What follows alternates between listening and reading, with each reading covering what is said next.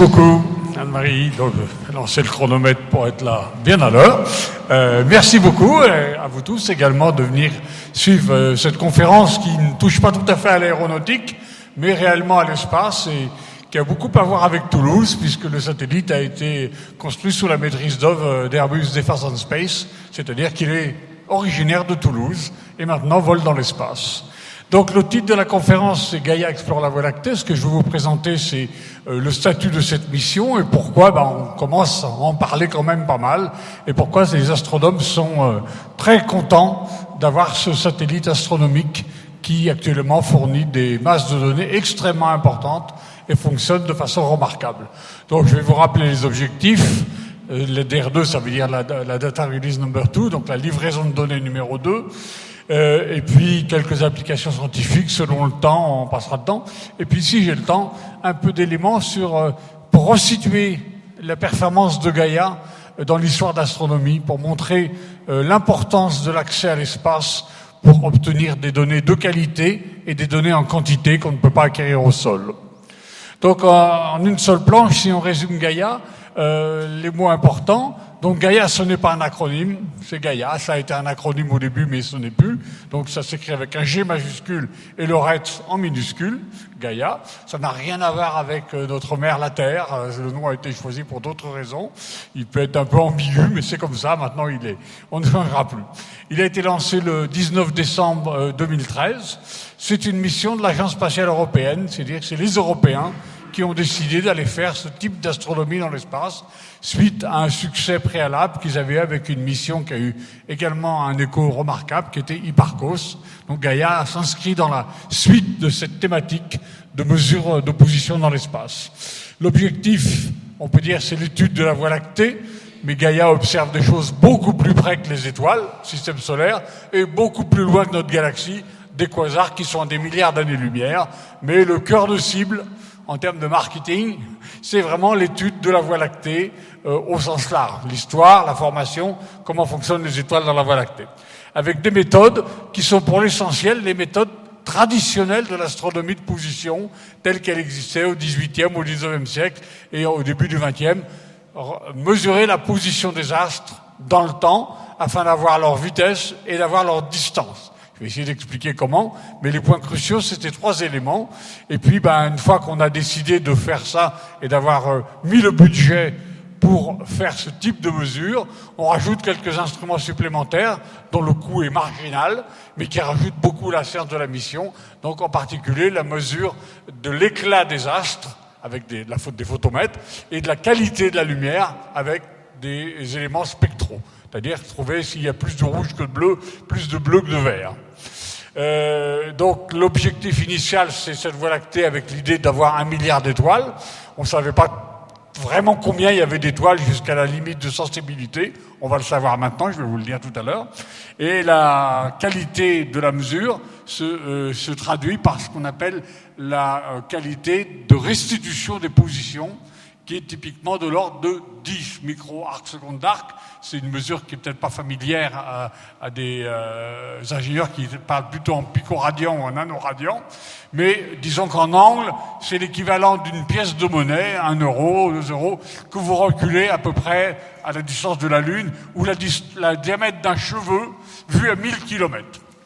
Donc on n'a pas d'information à ce niveau de résolution sur les surfaces des objets, mais on a une information sur leur direction. Où se trouve-t-il à un moment donné avec cette précision? C'est ça l'objectif de Gaïa. Bien, alors, je vais juste rappeler pourquoi on veut étudier la Voie lactée.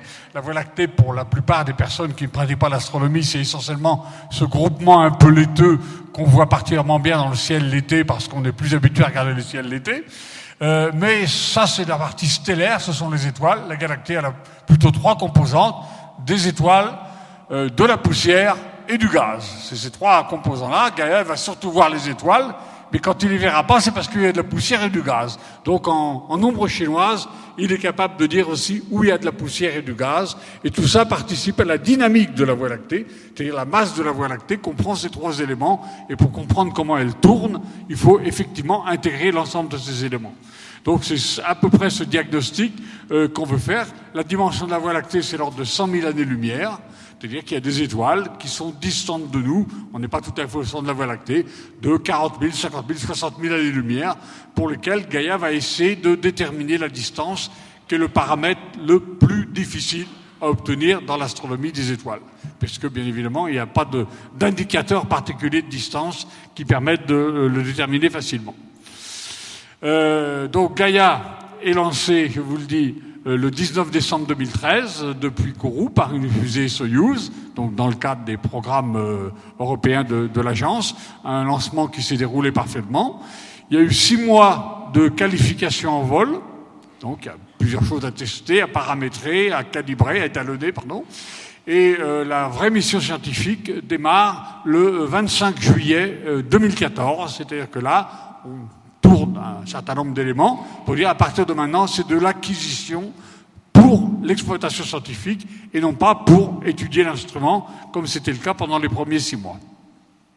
Donc c'est un gros satellite en termes de taille, puisqu'il a cette forme-là, donc un espèce de cylindre qui est superposé à une couronne protectrice, et cette couronne protectrice fait 10 mètres de diamètre. Donc c'est quelque chose de gros. Donc c'est monté bien sûr plié comme un parapluie dans la coiffe de Soyouz, et une fois lancé, c'est déployé pour pouvoir être utilisé. Les panneaux solaires sont derrière, ça on ne le voit pas ici, c'est en dessous, et la face en dessous ce dessin est toujours dirigée vers le Soleil. La géométrie est constante, c'est-à-dire que la direction du Soleil par rapport à l'axe de symétrie de ce satellite qui est très clair ici, il y a un côté circulaire, elle est à 45 degrés, mais toujours 45 degrés, ça peut être 45,01, l'important c'est que ça soit constant, autour de 45 degrés, puisque tout est dimensionné en termes de masquage des effets de lumière et d'ombre, pour qu'il n'y ait pas de lumière qui arrive dans la partie supérieure. Et donc en haut, on voit l'ouverture, on en voit 2 en fait, par lequel va arriver la lumière, et derrière il y a les télescopes, qu'on va voir tout de suite. Voilà, donc, d'abord, oui, l'isolation thermique, c'est très important, c'est un système optique extrêmement délicat, et il faut que la température, à l'endroit où se fait la mesure, donc là où il y a le télescope et le détecteur, soit d'une stabilité entre 1 millième et 1/10 millième de Kelvin sur des durées de l'ordre de 6 heures. C'est-à-dire que sur 1 an, ça peut bouger un peu. Une fraction de degré, ça n'a pas d'importance, c'est rentré dans les étalonnages, mais sur des périodes très courtes, c'est la rotation du satellite, il faut que cette température ne bouge pas, et tout ceci réalisé de façon passive. Il n'y a pas de refroidissement actif, donc c'est fait par des couches d'isolation, avec des performances successives qu'on voit ici, et les 5 ou 10 microkelvin de stabilité sur des périodes courtes, dans la partie la plus sensible de la charge utile, qu'on voit dans la partie supérieure. Bien, donc il y a essentiellement 3 instruments, on peut dire, qui marchent ensemble. Hein. Pour les As, c'est comme s'il n'y en avait qu'un, mais un qui doit faire des mesures de position. Donc là, quand les images vont passer devant le champ, elles vont être détectées. Je vais vous expliquer comment on fait. Et là, on fait des mesures de position. Et une mesure d'éclat dans la bande spectrale la plus large, la bande blanche, on va dire. Ensuite, il y a des mesures d'éclat dans 2 couleurs, une essentiellement dans la partie rouge, donc autour de 600, 700 nanomètres, une dans la partie bleue, autour de 300, 400 nanomètres, et ça va servir à trouver les propriétés physiques des étoiles. Et puis un spectroscope, cette fois-ci, qui va mesurer vraiment un spectre dans une partie très étroite du spectre, en gros de 825 à 850 nanomètres, mais à haute résolution, et sur les étoiles les plus brillantes. Parce qu'on ne peut pas à la magnitude 20, on va à la magnitude 16, pour avoir à la fois la vitesse le long de la ligne de visée, donc le 6e paramètre qui nous manque, et des informations sur la composition chimique des astres les plus brillants. Donc voilà les 3 instruments. Et puis, moi j'ai tendance à dire qu'il y en a un 4e, c'est le groupe qui fait le traitement au sol, puisque sans ce groupe, on ne peut rien faire non plus. Donc il y a un 4e instrument au sol qui est composé d'humains et d'ordinateurs chargés de traiter ces données et de les rendre lisibles pour les astronomes. Donc voici l'instrument tel qu'il se présente, donc essentiellement 2 gros télescopes, enfin relativement gros pour l'espace assez gros, 1,40 m dans la partie longue, 50 cm dans la partie transversale, et puis un système optique replié. Donc ça veut dire que le système, il a mimé sur le sol, hein, on observe simultanément dans 2 directions comme ceci. le système tourne.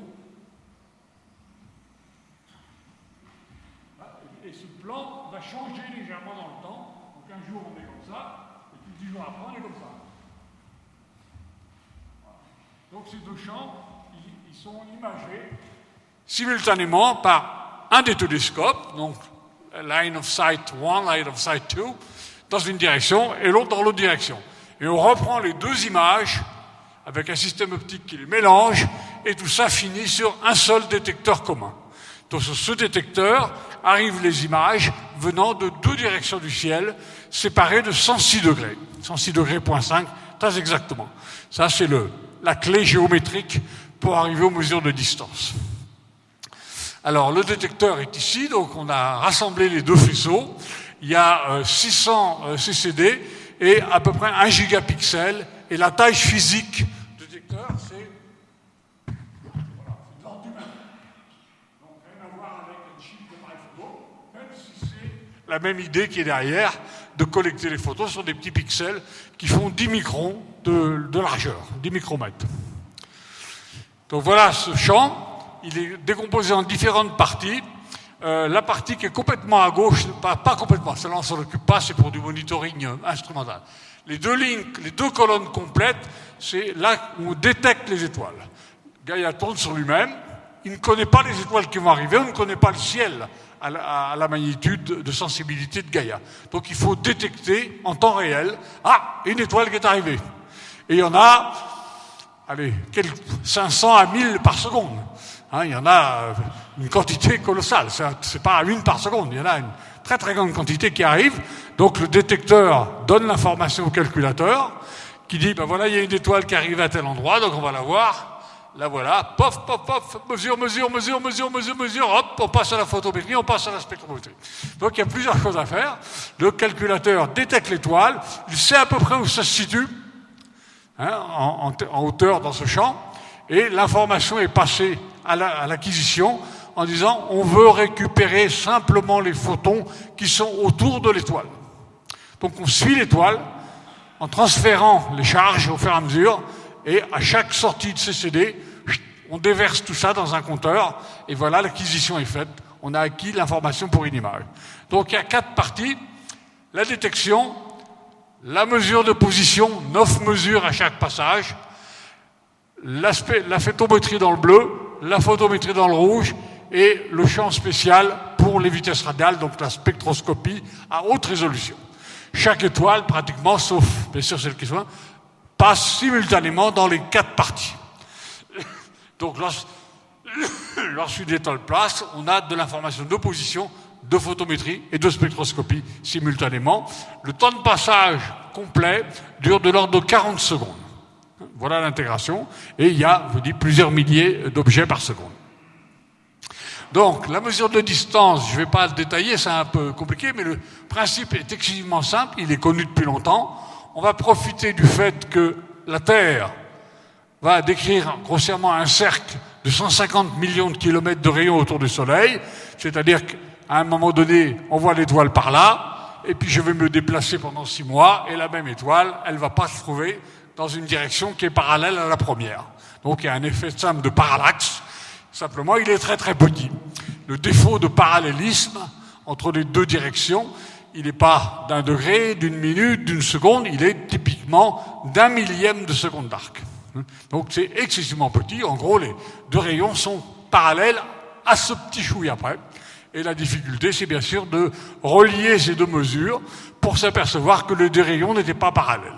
C'est pour ça qu'il faut une résolution de pointage extrêmement bonne. Plus l'étoile est loin, plus l'effet de parallaxe est petit. Donc les étoiles, on va dire à 1000 années-lumière, 100 années-lumière, c'est proche.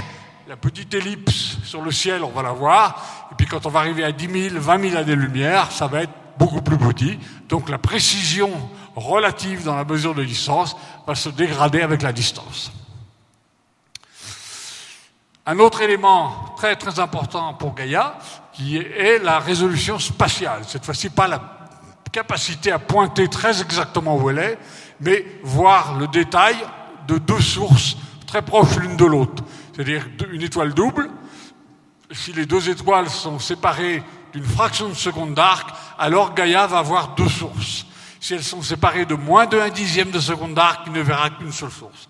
Pour situer la performance, la résolution spatiale de Gaïa est tout à fait comparable à celle du Hubble Space Telescope, c'est-à-dire qu'on crée une carte sur tout le ciel avec une résolution spatiale qui est typiquement de 0,25 secondes d'arc. On sépare deux sources. À ce niveau-là, ça n'a jamais été fait dans toute l'histoire de l'astronomie. Bien, alors regardons le volume de données, ce qui se passe dans la vie de Gaïa au quotidien. Voilà une journée moyenne. Allez, celle d'aujourd'hui, très probablement, parce qu'on n'est pas dans le plan galactique, donc on est très proche d'une journée moyenne en ce moment. Il va y avoir à peu près 60 millions d'objets détectés qui vont passer et qui vont être détectés, mesurés 9 fois chacun, ou 10 fois chacun, parce qu'il y a une mesure au début, ce qui fait 600 millions de mesures de position par 24 heures. Il y aura 160 millions de mesures d'éclat et de couleur, 13 millions de mesures de vitesse radiale et 40 gigaoctets de données acquises à bord qui vont être descendues au sol une fois tous les 24 heures lorsque le satellite est visible depuis la station principale qui est près de Madrid, de 0h à 6h du matin. Et si dans cette journée, il y a eu beaucoup plus de données que la moyenne, parce qu'on était dans le plan galactique, alors il y a une antenne en Australie qui vient en secours pour descendre les données presque en temps réel, de façon à ne pas en laisser à bord ou pas en perdre au cours du temps. Et si maintenant je regarde ça sur une durée plus longue, là je vous mets un petit diagramme qui donne jusqu'au 17 novembre, on est à jour, depuis le 25 juillet 2014, quand on a commencé la mission scientifique, et le diagramme donne le nombre de mesures, le nombre d'objets détectés par jour. Donc on va avoir la moyenne, ici, qui va apparaître, voilà, le 60 millions. Vous voyez, c'est une série de pics et de creux en fonction du temps. Alors qu'est-ce que ça traduit, ces pics et ces creux? C'est tout simplement, je reviens à mon petit plan, je vais encore faire mes démonstrations. Vous allez voir, il n'y a pas besoin de parler. Quand je fais ça, je suis un peu n'importe où dans le ciel, j'ai 60 millions. Mais si par hasard, ce plan-là il coïncide avec le plan de la galaxie, alors je vais en avoir 200, 300 millions, parce qu'il y a beaucoup d'étoiles dans le plan de la galaxie, beaucoup plus qu'ailleurs. Donc les pics traduisent le fait que les jours-là, on était voisins du plan de la galaxie, et donc on avait il y a deux cas où il y a 300 millions de détections dans les 24 heures qui ont été redescendues de façon réussie. Et vous voyez, en ce moment, on a une période calme, juste en dessous de la moyenne. Et puis, dans 3-4 semaines, on va de nouveau retrouver un plan galactique avec 150 millions de mesures de détection par jour. Vous voyez, il n'y a pas de trou, sauf à un endroit. Donc, le voilà. Il n'y a pas eu d'incident. Ça fait maintenant 5 ans que la mission fonctionne. Il n'y a qu'un seul endroit, il y a un vrai creux. Qui était un incident, donc au jour 1580, qui est février 2018, il y a eu une panne de transpondeur, donc une panne sérieuse, qui aurait pu mettre en danger la mission. Il y avait un redondant, donc le temps de diagnostiquer, de décider le redondant, de le mettre en place, etc., il a fallu une quinzaine de jours, et c'est la seule interruption non accidentelle ou non programmée qui a inquiété, qui a inquiété. On s'est dit, est-ce que c'est une panne définitive ou pas? Sinon, la mission se déroule absolument de façon nominale. Donc, ce plan de balayage permet, donc, comme je disais, de voir un peu toutes ces histoires. Donc, je vais essayer d'expliquer comment on fait pour contraindre le balayage à voir tout le ciel, revenir dans la même région du ciel assez régulièrement, puisqu'on veut avoir les vitesses. Il faut donc aller tous les 2-3 mois, il faut revenir au même endroit. Et être relativement uniforme sur tout le ciel. La notion de pôle, à part la galaxie, qui est une vraie axe de symétrie, tout ce qui provient de la Terre, c'est pas un axe de symétrie naturel. Donc, on veut couvrir le ciel de façon uniforme, ne pas privilégier le pôle de la galaxie par rapport au plan de la galaxie. Donc, Gaïa tourne sur lui-même, donc c'est ce qu'on a là, cet axe, en 6 heures. Et cet axe, on va le faire bouger avec une loi mathématique bien précise et qui est plus ou moins décrise ici. Donc on va voir ce qui se passe. On a l'axe ici. Donc cet axe va bouger. Il va décrire un petit cône autour du Soleil en 62 jours. Et pendant ce temps-là, le Soleil avance. Et voilà, pendant les 6 heures, on tourne. Et ce plan change légèrement. Si bien qu'au bout de 6 mois, on est passé partout dans le ciel. Il y a des endroits où on est passé plusieurs fois. Et puis au bout de 6 mois, on va recommencer de façon légèrement différente. Donc il faut revenir au même endroit et avec une direction de balayage différente. Et ça donne à la fin des choses comme ceci. Donc ce diagramme, en gros, vous êtes à l'intérieur du ciel et vous projetez le ciel sur une carte avec l'équateur céleste dans le plan de symétrie. Et ce qu'on voit à droite, c'est le nombre d'observations qui ont été faites aux différents endroits. Donc ça va de 10 à 70. Ceci, c'était pour les 22 mois qui ont été publiés au mois d'avril 2018. Voilà ce qu'on va avoir dans le traitement qui est en train de s'achever pour les publications qui vont arriver cette fois-ci, la numéro 3, en 2020. 35 mois de données. Vous voyez, par rapport aux 60 qui sont déjà au sol, c'est très loin à traiter. Et voici où on en est aujourd'hui, à peu près, après 5 ans. On a juste 5 ans. Voilà, tout le ciel a été vu. Il y a bien sûr une petite dynamique entre, disons, 50 et 150, avec une zone de concentration. Elle est inévitable, mais globalement, c'est avec un facteur 2, la couverture est hautement uniforme, et on est revenu toutes les 2 à 3 semaines dans le même endroit du ciel. Donc on va échantillonner dans le temps les positions des étoiles. Donc qu'est-ce qu'on mesure en fait? L'étoile, elle n'est pas fixe sur le ciel, elle ne bouge pas beaucoup, bien sûr, à l'échelle de la vie humaine, par une observation ordinaire, c'est impossible de s'en apercevoir, c'est des mouvements extrêmement lents, mais avec Gaïa, bien évidemment, on arrive à voir ce mouvement en quelques années. Donc le mouvement de l'étoile résulte au minimum de la place de l'étoile de 3 éléments. Où elle se trouve à un instant de référence. Allez, longitude, latitude, à l'instant 0, 1er janvier 2000 par exemple, 1er janvier 2010. Après, elle a un mouvement quasi linéaire sur le ciel, pas tout à fait, mais presque, donc une espèce un vecteur qui vous donne 2 composantes, l'accroissement de la longitude par unité de temps, l'accroissement de la latitude par unité de temps. C'est pas tout à fait constant dans le temps, mais presque. Et puis il y a cet effet de parallaxe. Je bouge, mois de juin, mois de décembre, mois de juin, mois de décembre, l'étoile est là, l'étoile est là, l'étoile là. Donc ça induit des petites boucles qu'on voit ici, bien évidemment pour un cas où c'est très très beau, parce que tout est bien proportionné, c'est l'étoile Vega, donc une étoile très très proche, donc l'ellipse est hyper visible, mais qualitativement c'est vrai pour toutes les étoiles, sauf que la boucle est infime, extrêmement petite pour la plupart des étoiles. Donc ça, c'est le cas de Vega.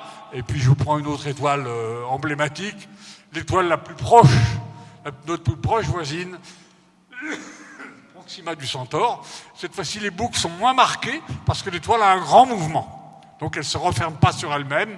Voilà. Et puis après, il y a tous les cas intermédiaires qui existent. Mais donc, en gros, on peut décrire cette courbe par 5 quantités. La position à l'origine, 2 angles, la direction du vecteur de déplacement, 2 valeurs, un X, un Y, et la taille des boucles. Donc 5 paramètres donnent l'information complète sur la cinématique angulaire, c'est pas des kilomètres par seconde, c'est des angles, et l'effet de la boucle, la taille de la boucle, qui est proportionnelle à sa distance à nous, en années-lumière, ou en parsec, pour parler comme les astronomes. Donc c'est pour ça qu'il faut échantillonner cette courbe de façon régulière, comme je dis, tous les mois typiquement. Bien, donc ça, c'est ce qu'a fait Gaïa, tel qu'il est censé fonctionner, et il fonctionne excessivement bien, de façon remarquable. Je vous l'ai dit, il n'y a pas d'interruption, le flot de données, on n'en perd pratiquement pas. Avec les différentes antennes auxquelles a accès l'ESA, on arrive à descendre pratiquement toutes les données, sauf cas vraiment exceptionnel, il y a des priorités qui sont établies. Et donc, une fois que ça arrive au sol, ce n'est jamais que des comptages de photons, totalement indigestes, totalement incompréhensibles, qui cachent une information astronomique, mais elle n'est visible que si on exploite les données temporelles. Elle n'est pas visible instantanément. Vous donnez une journée de Gaïa à quelqu'un, il ne peut absolument rien en faire. Il n'y a pas d'information astronomique exploitable sur une journée d'information telle qu'elle est obtenue. Donc il faut un traitement directement associé à la mission. Pas disant, voilà, je recueille les données, 2 ans, puis dans 5 ans, je vous donne, et puis vous ferez des traitements. C'est complètement intégré dans la mission, tellement intégré que l'ESA a lancé, en même temps que la sélection de la mission, un appel d'offres, on appelle ça appel d'offres, pour sélectionner un groupe de scientifiques capables de préparer ce traitement, donc de le définir, il y a beaucoup d'aspects mathématiques, statistiques, astronomiques, de mettre en place l'infrastructure informatique pour le faire, stockage, calcul, réseau, transmission, et d'être capable de produire à intervalles plus ou moins réguliers des résultats intermédiaires utiles à la communauté, c'est-à-dire que ce n'est pas des comptages de photons, c'est la vitesse en kilomètres par seconde par rapport à nous, le déplacement sur le ciel, la distance, des quantités que les astronomes comprennent et peuvent utiliser dans leur analyse scientifique. Et de façon régulière. Ce groupe, il s'appelle le Data Processing Analysis Consortium, a été sélectionné en 2006.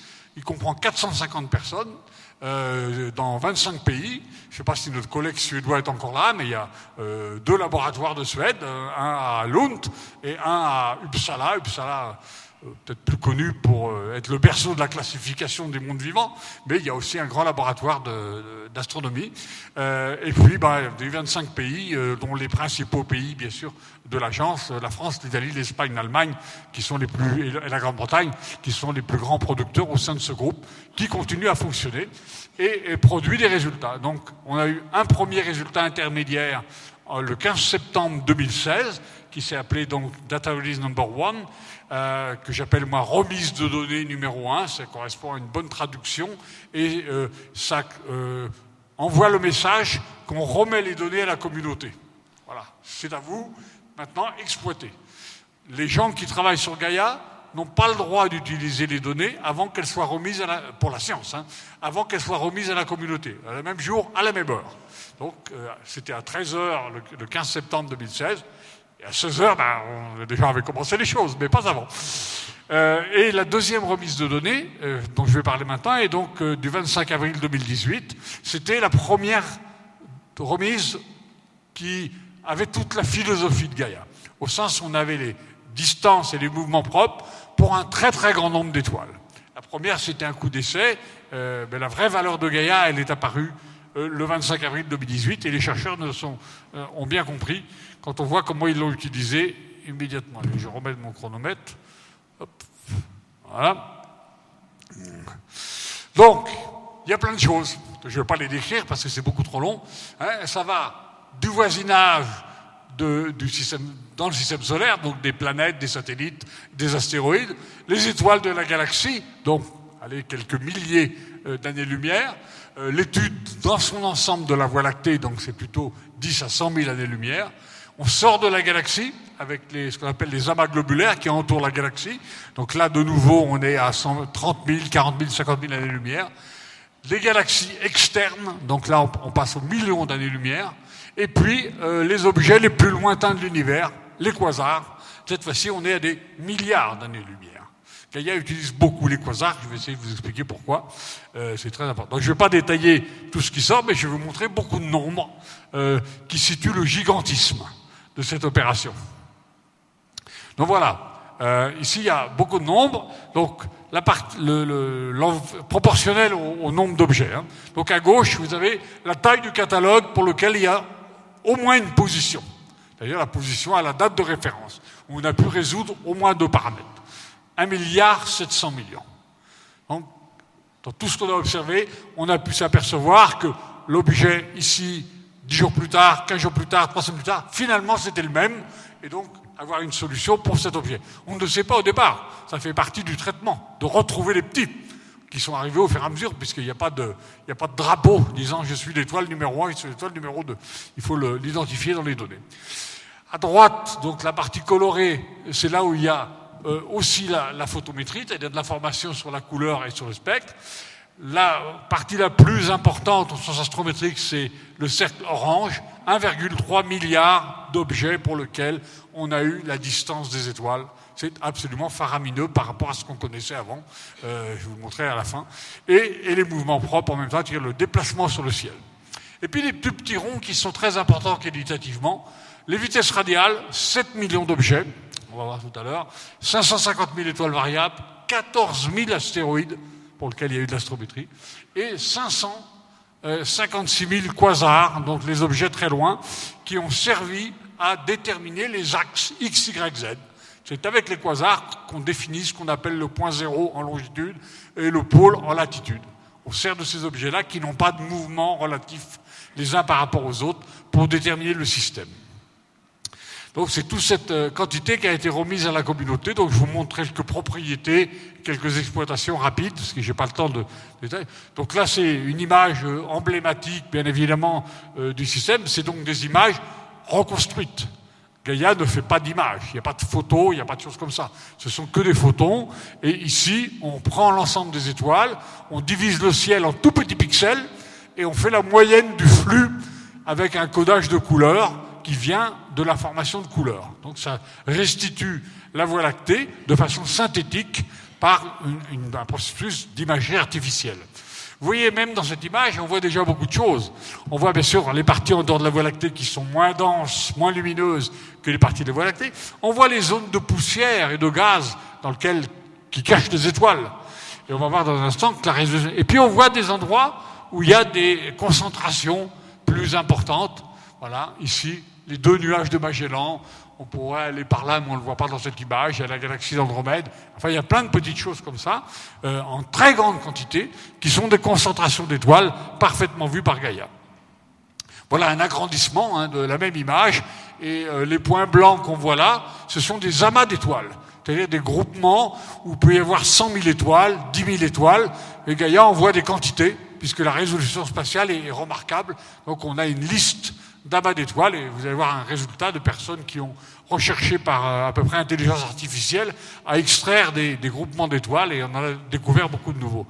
Voilà pour les 2 nuages de Magellan. J'insiste bien, ce ne sont pas des photographies, c'est reconstitué à partir du nombre d'étoiles et du flux enregistré par et après des procédés d'imagerie. Ça, c'est une carte qui donne l'absorption. Donc en étudiant à la fois la couleur des étoiles par rapport à d'autres propriétés et la distance, on peut inférer la quantité de poussière qui a absorbé la lumière sur la ligne de visée. Et donc, sans surprise, bien évidemment, c'est une information indépendante de la précédente, mais elle restitue la galaxie. Plus on est dans le plan galactique, plus il y a de poussière, et c'est les endroits où naissent les étoiles. Donc ici, on retrouve ça avec une information qui est d'une autre nature que l'information astrométrique. Voilà, alors je vais vous présenter quelques petits résultats. Donc ça, c'est une vraie image astronomique qui a été faite par un astronome allemand qui a pointé l'étoile qui est cachée au centre, c'est Sirius, l'étoile la plus brillante du ciel. Et à partir de, je crois, de la première publication, on s'est aperçu qu'il y avait un amas ouvert, c'est-à-dire un groupement d'étoiles qu'on n'avait jamais vu, parce qu'il est trop près de Sirius. Donc il était impossible de voir du sol, il était caché dans l'éclat de Sirius, c'est extrêmement brillant Sirius. Gaïa est beaucoup moins gêné par cet objet hors de l'atmosphère, et dès l'instant où il y a plusieurs dizaines de secondes de séparation, Sirius n'intervient pas trop. Et donc au sol, donc il est à gauche là-bas, c'est dans le petit cercle, il n'est pas très visible, mais c'est un nouvel amas qui aurait été visible du sol en le cherchant. Il faut simplement cacher Sirius, ce qu'a fait cet astronome après la publication de la découverte à partir des données Gaïa. Bon, je vous montre des petites choses récentes. On n'a pas le temps de les détailler. Ici, ce que je veux dire, ben voilà, je vous ai dit qu'on pouvait, avec l'intelligence artificielle, rechercher dans le catalogue s'il y avait des groupements. Alors, un groupement, c'est pas un groupement physique, c'est-à-dire des objets qui sont dans le même ciel. C'est aussi ça, mais ce n'est pas que ça. On peut avoir des groupements dans l'espace des vitesses, c'est-à-dire les objets sont plus tout à fait au même endroit, mais quand on les regarde, on s'aperçoit qu'elles ont le même champ de vitesse, c'est-à-dire qu'elles se dirigent avec le même module et dans la même direction. Ça traduit le fait que ce sont des objets qui sont nés ensemble, et au cours du temps, cette information sur le champ de vitesse, elle se dilue extrêmement lentement. Donc on retrouve la trace de ces groupements sans pour autant que physiquement les objets soient groupés. Donc ils en ont trouvé 2000 groupes complètement nouveaux. Certains réellement des vrais groupes compacts dans le space, mais l'essentiel c'est des groupes cinématiques qu'on retrouve. Donc ils ont les âges pour 2000 étoiles et ça va jusqu'à 1 milliard d'années. Bon alors j'ai mis le graphique ici, il est trop long à expliquer, mais ce qu'ils ont démontré, c'est que au cours du temps, ces groupes restaient liés sur des espèces de lanières. Ils se diffusent pas dans tout l'espace, mais on retrouve la trace non pas dans une sphère, ils sont étalés sur des cordons et ils ont extrapolé également les vitesses qui peuvent prévoir. Donc ça produit également des diagrammes assez extraordinaires pour tenter d'expliquer ça. Allez, le nuage de Magellan de nouveau, et quand on met sur le même dessin les vitesses mesurées par Gaïa, vous allez voir, on a l'impression qu'il tourne et il tourne. Voilà, donc là, c'est plus difficile à voir, peut-être que je ne sais pas si c'est trop lumineux, mais quand on prend les moyennes des vitesses, on voit bien évidemment qu'il y a une rotation d'ensemble, et là, c'est dans le fond pas très compliqué à faire, hein. Il faut identifier les objets qui appartiennent au nuage et aller chercher les vitesses dans le catalogue Gaïa et faire un peu de traitement graphique. Hop. Voilà. Hop, je continue, ça a arrêté mon chronomètre. Voilà, une dernière je montre. Ça, c'est un résultat tout à fait récent. C'est un échantillon, hein. C'est des gens qui exploitent les données Gaïa. C'est pas les groupes Gaïa, hein. Nous, on donne le catalogue. Découverte d'une étoile qui a été éjectée par un trou noir. Donc cette étoile, elle a été découverte avant. Elle a été découverte dans les années 80-90. C'est une étoile qui a une très grande vitesse. Mais on n'avait pas une mesure suffisamment précise de son module, mais surtout de la direction. Avec les données Gaïa, on a pu reconstruire le passé de cette étoile et retrouver que cette étoile qui se déplace à 1700 km par seconde, donc typiquement 6 fois plus vite qu'une étoile moyenne dans la galaxie, c'est donc un objet qui s'en va, quoi, hein, qui s'en va ou qui rentre, mais qui n'est pas dans la galaxie. Et on retrace ce truc, on s'est aperçu, en reconstruisant son passé, qu'elle vient du trou noir central de la galaxie, le trou noir Sagittaire, qui est au centre de notre galaxie. Et on a pu calculer la date, je ne me rappelle plus depuis quand elle est partie, mais ça fait sûrement plusieurs dizaines de millions d'années. Et le processus, c'est la dislocation d'une étoile double par un trou noir. Donc il y a une des deux étoiles qui a été absorbée par le trou noir, et l'autre, pof, qui s'est échappée. Hein, c'est un processus qui avait été étudié par les mathématiciens du problème des trois corps au XIXe siècle, mais qui a une application ici. C'est un résultat magnifique. Bon, des petites choses complètement à l'extérieur de la galaxie. Gaïa a une résolution spatiale, je l'ai dit, très bonne. Ça, c'est l'observation d'une lentille gravitationnelle. À droite, c'est une image du sol, ou c'est une image du Hubble Space Telescope, mais qui montre comment est cette lentille. Et à gauche, on a les mesures Gaïa individuelles et les mesures de la solution en rouge astronomique, et le pointage à la milliseconde près de chacune des sous-composantes de ce mirage, qu'on appelle un mirage gravitationnel. Quelque part, il se trouve que là, on voit la galaxie qui défléchit la lumière, mais les 4 images du tour, c'est le même quasar qui est très loin derrière, et la lumière s'en va directement. Oui, 27. Bien, le système solaire, donc je vais passer pour arriver plutôt à ma conclusion. Donc ça, c'est les 14 000 objets du système solaire, avec un codage de couleurs en fonction de la réflectance de la surface. Donc pour finir, deux tableaux. On pourra en mettre beaucoup, j'en ai fait beaucoup, mais je vous en présente que 2, pour essayer de situer ce que c'est que cette mission par rapport à l'histoire de l'astronomie. Chaque fois qu'on lance une mission spatiale, on dit on va révolutionner ça, on va faire beaucoup mieux que ce qui a été fait. C'est vrai d'ailleurs, hein. C'est ce qui se passe. Bon, mais je vais le donner quantitativement en essayant de montrer pourquoi cette quantité de données très homogènes, de grande qualité et en grande quantité, est une forme de révolution pour la pratique de l'astronomie. Elle va révolutionner le résultat, mais elle va avant tout révolutionner la façon dont on fait l'astronomie, dont on exploite les données. Donc j'ai 2 tableaux qui vont illustrer ce saut extraordinaire qu'a permis l'accès à l'espace pour faire ces données. Donc il y a les 5 thèmes, les recensements, donc combien il y a d'étoiles dans le ciel, recensement. Les catalogues qui servent à fixer les axes X, Y, Z, c'est pas tout à fait les mêmes observations. Les distances, les mouvements des étoiles, les vitesses radiales, les étoiles variables, les températures des étoiles. Et vous avez l'état en 1900, 1980, à la première livraison de Gaïa, la livraison de Gaïa de 2018, et ce qu'il y aura à la fin de Gaïa. Donc ce qui est important, c'est de comparer des nombres dans une ligne. Alors, prenons le recensement. En 1980, les plus gros catalogues de recensement avaient 20 millions d'étoiles. En l'an 2000, on a eu des recensements de 500 millions d'étoiles, hein, faut le dire. Gaïa vous en donne 1,7 milliard, 1,8 milliard. C'est pas très important, le fait que ça soit 1 milliard. Ça pourrait être 0,5, ça pourrait être 5. C'est pas une course au nombre. Donc là, c'est un peu plus gros, mais c'est pas un saut remarquable. En revanche, quand on passe à la ligne suivante, avec quoi on établit physiquement le système de référence XYZ qui va servir dans toute l'astronomie, dans le pilotage des sondes spatiales, on en avait 350 en 1900, 1500 en 1980, des étoiles brillantes, 550 000 avec Gaïa, et on en aura 1,2 million à la fin de Gaïa. Donc là, c'est un autre monde. On a un système de référence dense sur tout le ciel. Les distances stellaires travaillent terriblement ennuyeux au sol, terriblement peu productifs. Quelques centaines en 1900, 10 000 juste avant le lancement d'Hipparcos, 100 000 en 1996 avec Hipparcos, et là, d'un seul coup, 1,3 milliard. Bon, rien à voir. C'est un monde nouveau qui se déchaîne. C'est des mesures trigonométriques, c'est-à-dire réellement de la géométrie. Pareil pour le moment propre. Je prends en dernier les vitesses radiales parce que c'est aussi remarquable.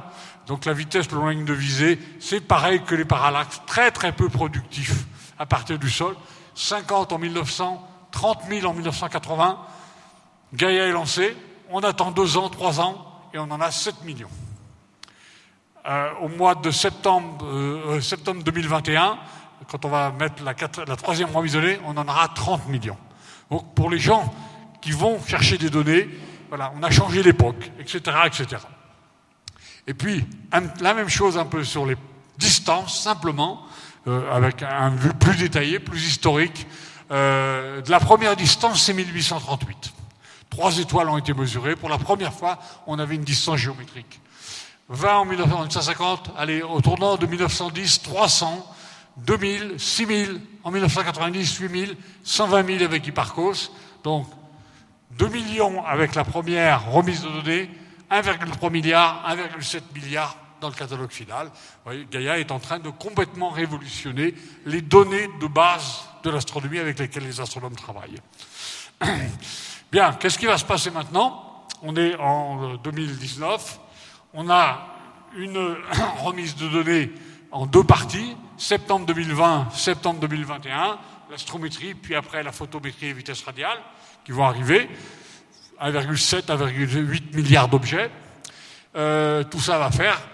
Et puis, plus tard, une remise de données vers 2024 qui comprendra toutes les données de la mission telle qu'elle a été définie au départ.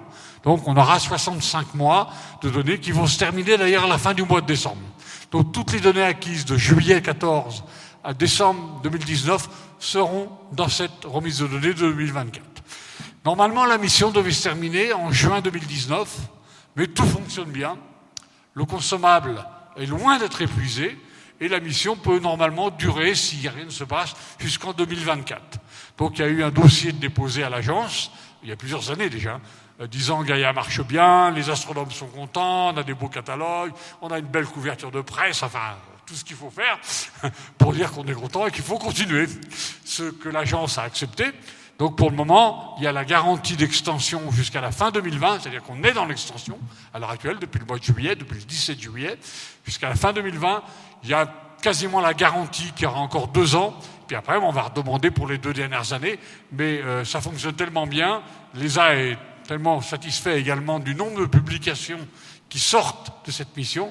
C'est la mission la plus productive de l'histoire de l'Agence spatiale européenne en termes du nombre de publications. Depuis la sortie en avril de la remise de données numéro 2, il y a eu 1200 publications. Et le taux de publication, pour la première fois dans l'histoire de l'agence, est supérieur à celui du Hubble Space Telescope. C'est la première fois que ça arrive, donc il y a une espèce de satisfaction. Donc on va continuer encore pendant un moment. Voilà, je ne sais pas décrire le contenu de ce qu'on va avoir, mais vous l'avez à peu près compris.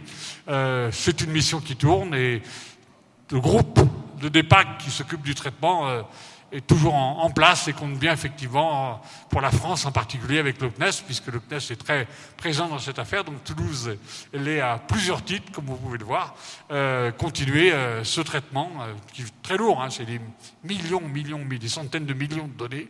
Et c'est très très lourd en termes de volume, mais on arrive à le faire. Je vous remercie.